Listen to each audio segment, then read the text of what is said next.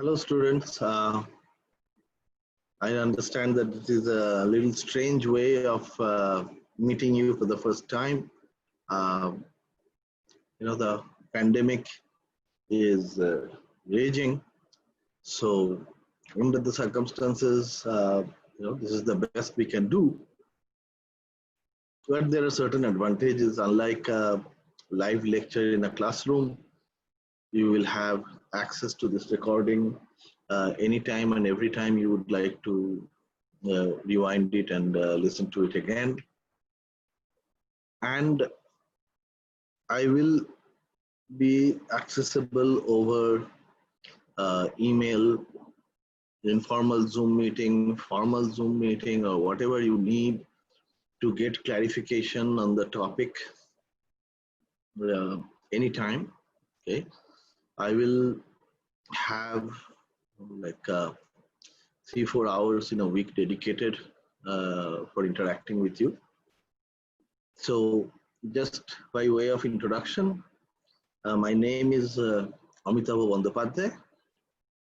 I am a member of the BSB faculty, your department.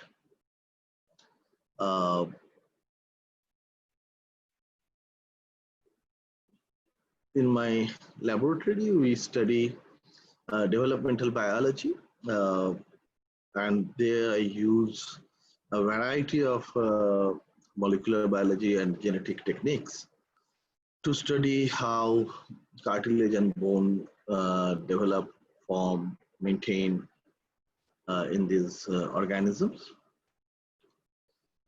As part of this course, which is called Cellular and Molecular Biology, the course number is BSc 651A. I'll teach you some of the basic aspects of molecular biology and cell biology. And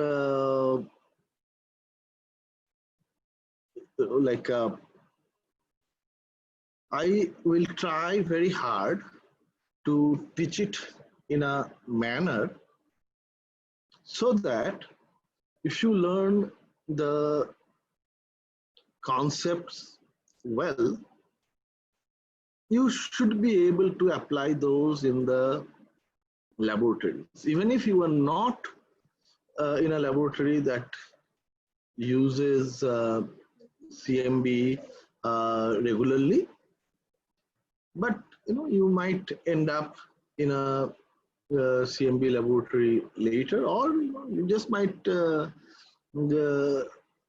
able to apply these concepts in some aspect of your research.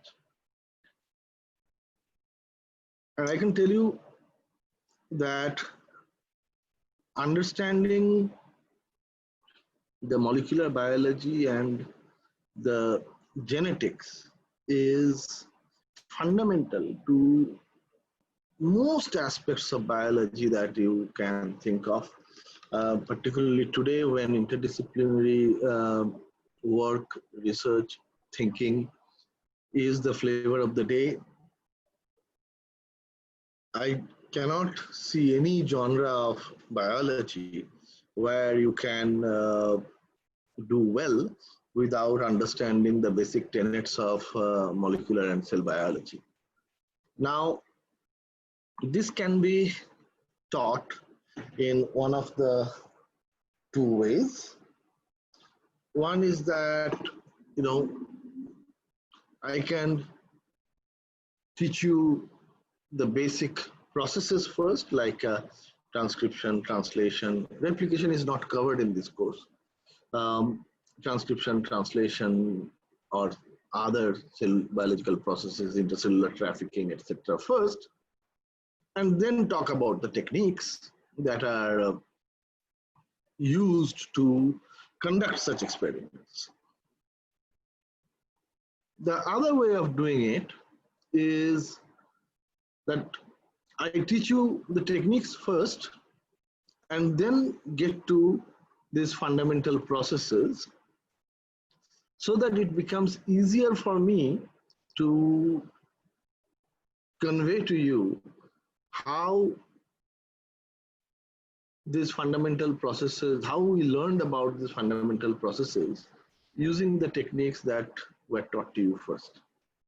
So I do not think any one method is necessarily better than the other. It's just that I find this one a little bit more comfortable from my personal perspective. Therefore, I will start with molecular genetic techniques. I would like to emphasize that the purpose is not to give you a whole lot of information. Information in today's day and age is available on the internet. You ask Google any well-crafted question, you will get the answer that you need. My job, as I see it, is to enable you, to train you, so that you can make sense of the information, so that you can use that information to design your own experiments. So that instead of remembering what is transcription, what is translation, what is transcriptional regulation, etc., you can design experiments to investigate transcriptional regulation in your chosen context, translational regulation in your chosen context, a cell biological phenomenon in your chosen context. That is the purpose. Okay. Therefore, I will be covering less number of topics, but I will get to the depth of the limited set of topics that I will be talking about. This is, of course, a graduate level course for MTechs and for PhDs. Many of you have done BTechs or MSCs in a biology related subject. So you may have studied some of these processes. From the course content, it might appear to you that you already know all of this, but I would request that you pay attention to the lectures because chances are that I'll be able to talk to you about things that you have not thought about before.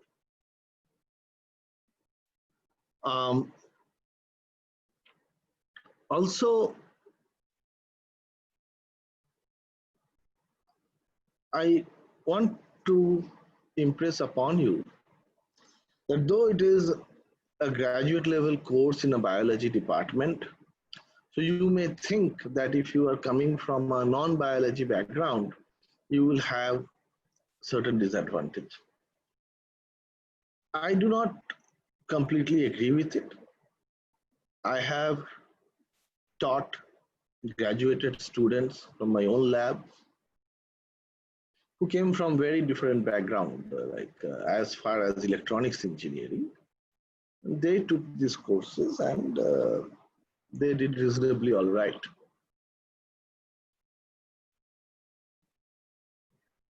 The level of understanding that you require to understand this course is no more than class 12 level biology. Like you should know the chemical structure of DNA, RNA, protein, and that is pretty much it. Okay. The rest is my responsibility. I will teach you. I will build everything from the first principle. I will teach it in a manner so that even if you did not have the requisite background, you will still be able to follow the course. However, that does not mean that it will not be a graduate level course. It is still a graduate level course. Therefore, to bridge that gap from a very basic understanding, class 12 level understanding, to someone who is going to do PhD in a lab where molecular biology techniques will be used is not an easy journey. Therefore, my request to you would be that you approach, you study every day and you dedicate at least 2 to 3 hours a day on this course, research extensively over the internet so that the stories, the anecdotes, the examples I cite, you can read about them at depth. Okay, it is not exactly about learning everything there in the textbook. It is about how the knowledge is applied, and for that, you go to the net, watch some animations. I will try to refer you to certain animations whenever I can. Read some stories, read some research articles, etc. So all those will be needed. Though it is an online format, but the rigor of your learning and my examining your learning process will not be compromised. Uh, it will mostly be based on assignments for which you will have to do a lot of research. And you are actually encouraged to consult all sorts of resources to do your research. Because my purpose is to make you do those research so that you can learn yourself. Okay. With that forward, I will now start the lecture. The textbook that we will be following for this course is Molecular and Cell Biology by Lodish and others. In the older edition, 7th edition, this is chapter number 5. In the newer edition, it's chapter number 6. Before I get to the core of the topic, let me tell you that what is it that we are going to do in this chapter. Overall, the objective of this chapter is to equip you with knowledge and understanding of doing a simple task. You know that most functional and behavioral traits that any organism has, whether it is a human or a bacteria, is because of the genes it expresses, right? Or because of the genetic repertoire it has. Now, as you know that us humans, we have only 23,000 genes.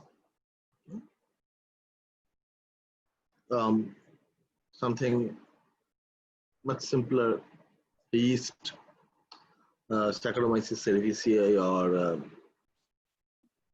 Schizosaccharomyces pombe, they have around 10,000 genes. Now, we know the outcome of all these genes function collectively. Like yeast grows a variety of media. It divides and increases in number. Humans talk, walk, think, write, eat all kinds of food, digests all sorts of functionalities that we have. But do we know which gene is responsible for which part of our functionality? That is the question that will be central to this entire series of lectures. I have not calculated it. I think there will be at least 15 to 20 lectures on this topic alone. Okay, these are shorter lectures, 30 minutes, 45 minutes approximately. So, in other words, you can call it a genotype-phenotype analysis. Genotype is what is there in the DNA, in the nucleus, and phenotype is the expression of it. Not gene expression per se, but the behavioral functional expression in the organism.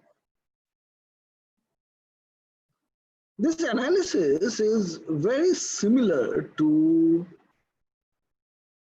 if you walk inside a very large machine room, a control room like the one showed in this picture.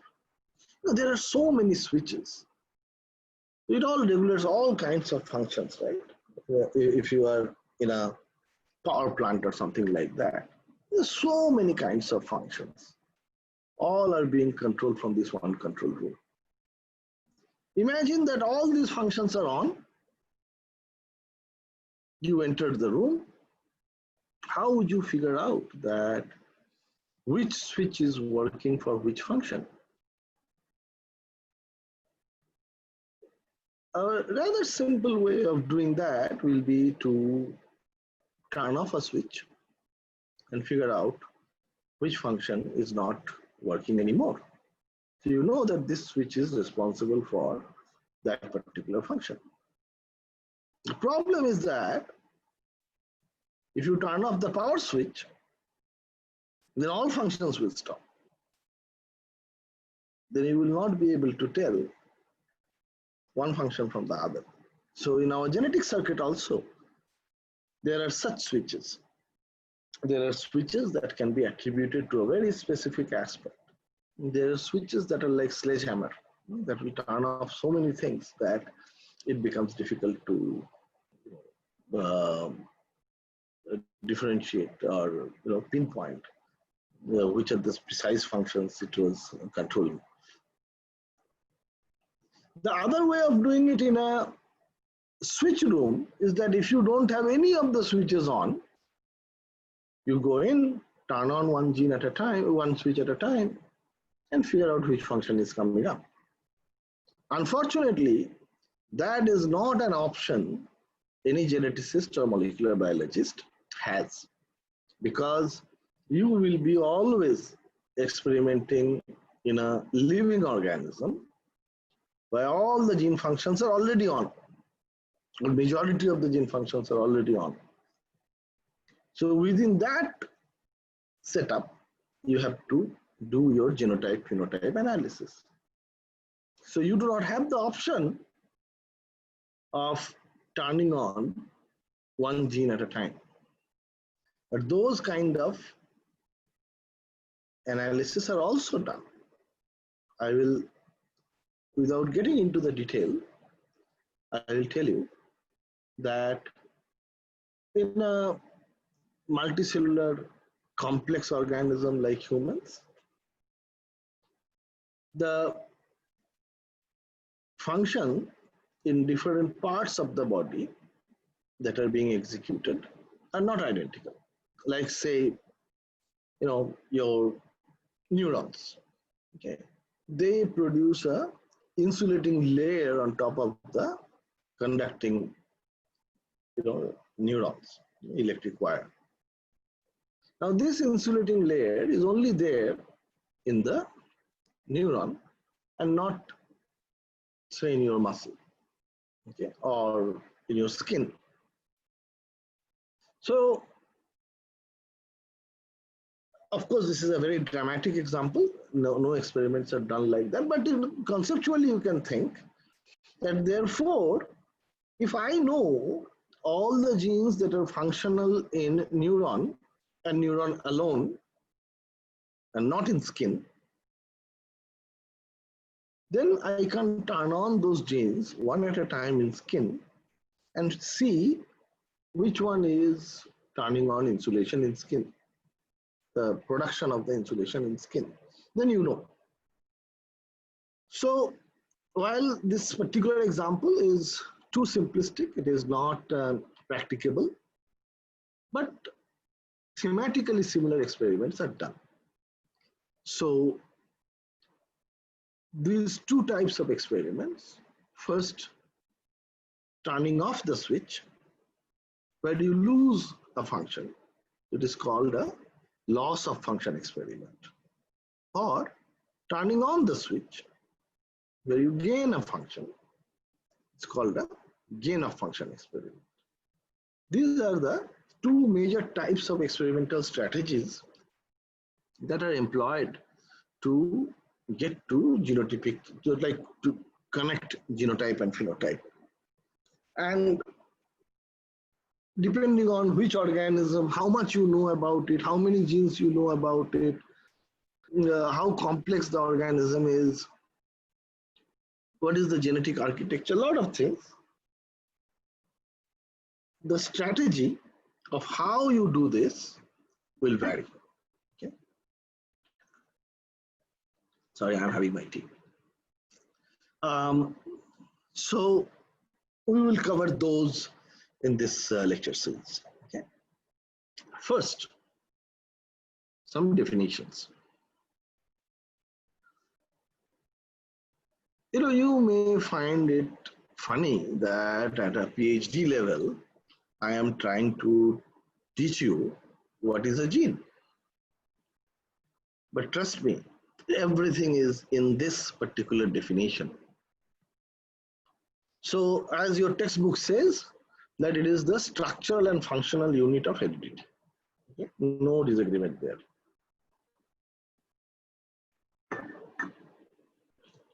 Now, if you keep our objective in mind, is that I need to identify the gene. Okay, when I say identify the gene, I mean everything. I need to know the exact sequence of the DNA, where in the chromosome it is present, and everything about it. So therefore, and you will see that this is not always a contiguous element. It is not like a gene can be a collection of elements that are not contiguous. Okay. Therefore, we need to have a operational definition as well. So a gene must have a product. The product is an RNA. A protein is like once the RNA is produced, then the protein is produced from the RNA. But now we know a whole lot of genes, we'll come to those later, which do not make any protein. They are only produced as for those genes, the final product is just an RNA. This is a change in definition, I would say, little over 20 years or so. Till late 1990s, we used to think that a gene means something that produces a protein. Okay? But now we know that there are a whole lot of non-protein coding genes as well. Those make RNA. Therefore, a gene must have a product, whether it's an RNA or a product or a protein, but it must have a product. Now, the operational definition of the gene is that any stretch of DNA, in some cases it can be an RNA, let's not talk about that. Any stretch of DNA responsible for production of a particular gene product is referred to as the gene for that product. The emphasis on any is very important because you may think that it is, you have learned few terms in your earlier courses like exon and intron, And I can guarantee most of you have learned it, perhaps not internalized the meaning of these terms. And I will not get into those right now. I will only say this much, that a gene is not that part only which is represented on the RNA. Okay, no matter what the final product is, the first gene product is an RNA. A gene is not limited to that part. A gene is also the gene will also include the stretch or stretches of DNA that will dictate whether or not that RNA should be produced, in what quantity, at what time, in which space. So all of these, which are referred to as the regulatory elements for a particular gene, they are also part of the gene. Okay, so the gene is therefore any stretch of DNA responsible for production of a particular gene product. Okay, that will include those parts of the DNA that are represented on the RNA product of the gene, and those parts of the DNA that are never transcribed but are critical elements regulating the time, space, and amount of transcription. Okay, I hope that is now clear. Now I will tell you some other definitions. These definitions are very important because that's where your concepts will be very clear. Allele. Most of you have heard of allele. What is an allele? Allele is a variant form of a gene. Okay. Now, how many alleles for a gene can be there? So, in any one of your cells, you have 2 copies of the same gene. Okay. 1 copy came from your mother, 1 copy came from your father. Chances are that these 2 copies are different from each other. So in your body alone, there are 2 different alleles of the gene. Now your friend will have the same gene, and he or she would have inherited 1 copy from his or her mother and another copy from his or her father. Those 2 again can be different from each other and different from the ones that you have. So now between the 2 of you, there can be 4 alleles of the same gene. So if there are n number of people, there can be 2 to the power n number of alleles of the gene. So literally speaking, the number of alleles is close to infinity. If you internalize the concept of mutation, then it will help you in understanding the concept of allele another time. So what is a mutation? Many of you may have a notion that a mutation must be associated with something bad. Okay? Mutation. That's not the case. A mutation is a change from the standard.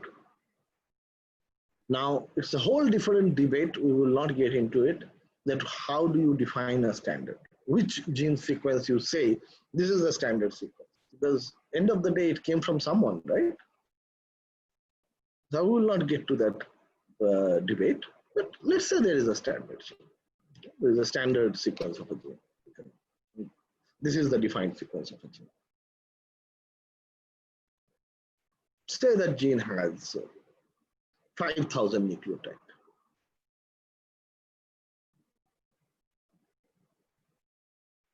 Including the regulatory sequence and everything.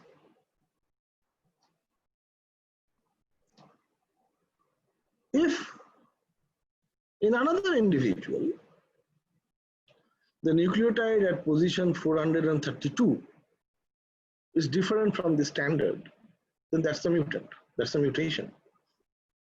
Now that mutation may or may not have any effect.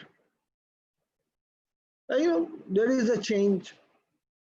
It does not change the gene expression in any manner, either in quantity or space or time or anything.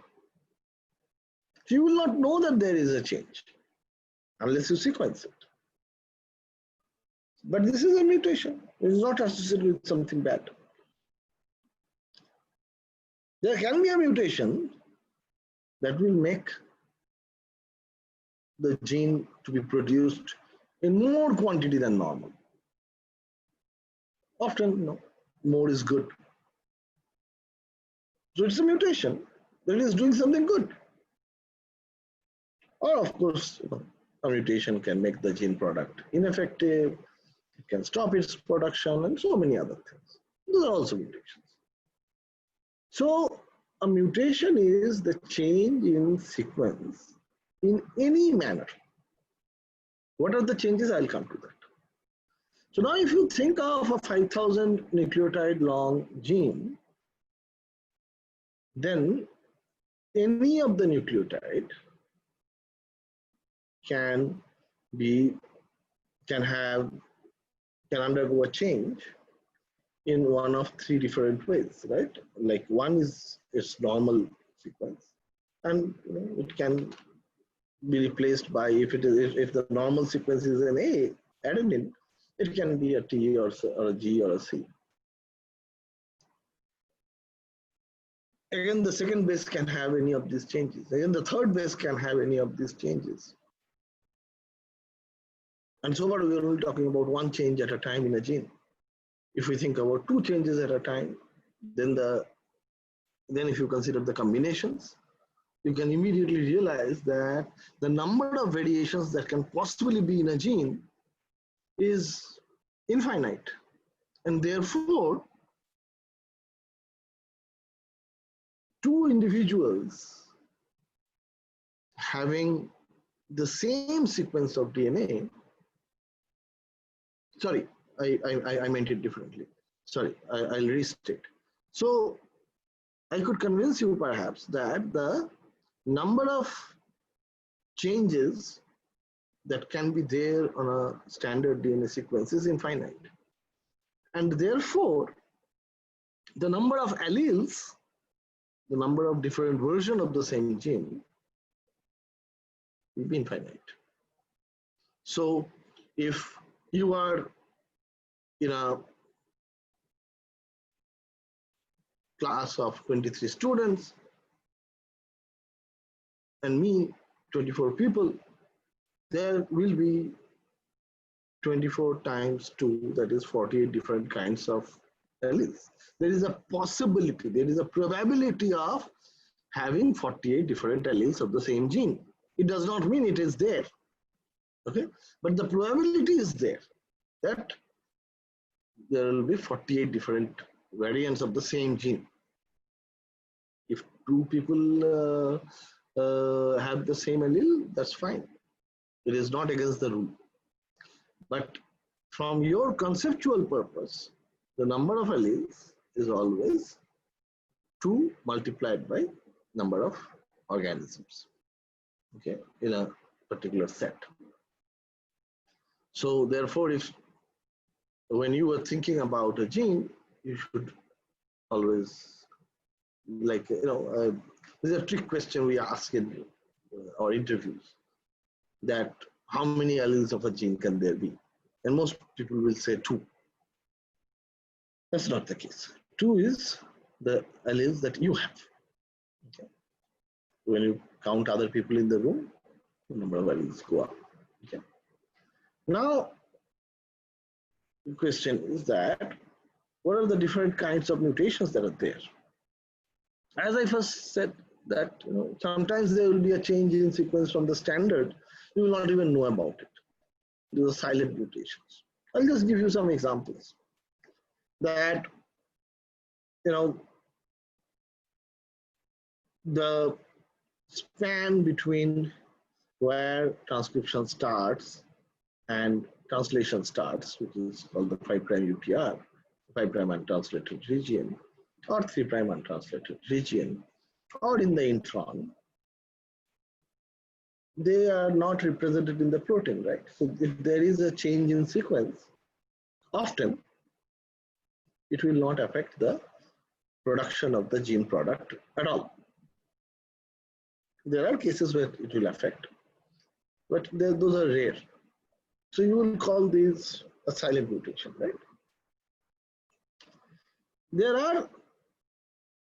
It is also possible that the change will be within the coding sequence.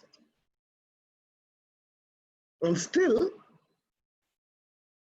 it will not affect the production of the protein and or its function.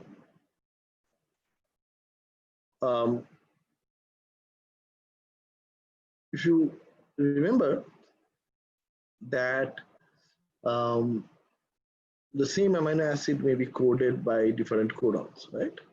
Which we refer to as codon degeneration. Like leucine alone is encoded by 6 different codons. So if the mutation is such that a codon for a leucine is changed into another codon again for the leucine, chances are that you will not know it at the level of protein production or its stability or its function. So those are also silent mutations. There are some strange cases where even such a mutation can have an effect on gene production, but in general speaking. Then there are missense mutation. Missense, but the sense is changed. Okay, so meaning the amino acid that was to be incorporated in the protein is changed. So if the change is in the first or second nucleotide of a codon, it will change the amino acid. Sometimes even in the third base, it will change the amino acid. That is a missense mutation. It's a different issue altogether whether that will be deleterious for the protein or not. There are missense mutations which are called conservative mutation, meaning the nature of the amino acid is not changed dramatically from valine to isoleucine, from aspartic acid to glutamic acid. The change in the amino acid, these are missense mutations, but it may not affect the function of the protein significantly. Okay? These are therefore called conserved mutation, conserved changes. So when you are thinking about mutation, you should think about all these aspects. And then there is nonsense mutation. Nonsense, no sense, right? So the codon changes into a stop codon. There are only 3 stop codons. It will change into one of those, and therefore the protein production will stop abruptly. That is certainly going to change the function of the protein. Most certainly going to change the function of the protein. It's a nonsense mutation. And then there is frame shift mutation. It is none of these, okay? You know that when the ribosome is scanning the RNA, it scans as units of 3. Okay? 3 nucleotide, 1 amino acid. Next 3 nucleotide, another amino acid. If one nucleotide is inserted in the gene sequence, in the coding region, this is strictly coding region mutation. If one nucleotide is inserted, then the next 3 will be different from the original 3. Or if one nucleotide is taken out, okay, excised, then also the next 3 will be different from the original 3. This is where I, like I miss my board. I would request you to please write down a sequence and uh, draw, the three letters as imaginary codons, and then with a different colored pen, add a nucleotide in the middle in another line, and see now how after the addition, how the sets of three that you have marked earlier, how that is completely changed. Okay. The same you can do with a removal of a letter from your top line, the first line that you drew. So we will continue on this today. Like for this first lecture, I will stop right here, and I'll come back with, with the next lecture soon. Okay, thank you.